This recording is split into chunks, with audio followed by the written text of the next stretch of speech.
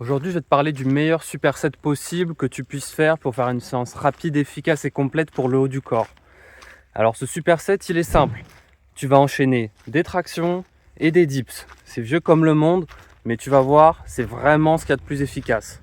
Alors pourquoi on choisit les tractions et les dips? Les tractions, c'est simple, ça va bosser tout ton dos, tes biceps, ta poigne. Les dips, c'est simple aussi, ça va bosser tes pecs, tes triceps et tes épaules.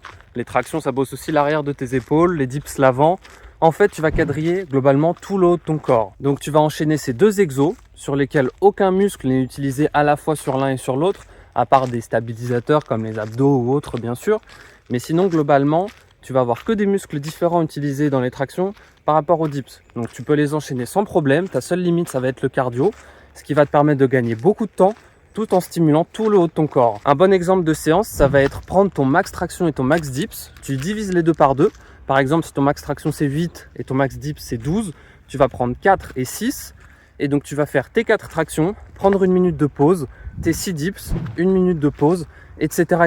sur au moins 4 à 5 séries. Ça va te permettre en un quart d'heure, 20 minutes maximum, de stimuler tout le haut de ton corps, d'avoir un bon pump, de bien réveiller ton cœur et d'avoir fait une super séance. Bien sûr, un point super important avec ça, c'est que ça te permet d'avoir peu d'équipement.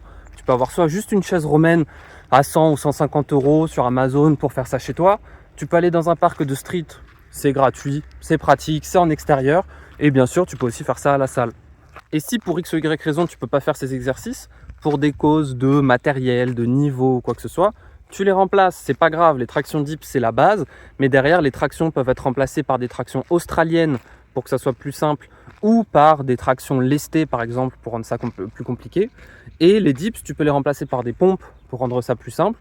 Et aussi pareil, tu peux lester tes dips pour rendre ça plus compliqué si les dips sont un peu trop simples pour toi. Tu peux aussi rajouter des pauses ou autre, faire du tempo pour que les répétitions, même sans ajouter du poids, soient plus complexes.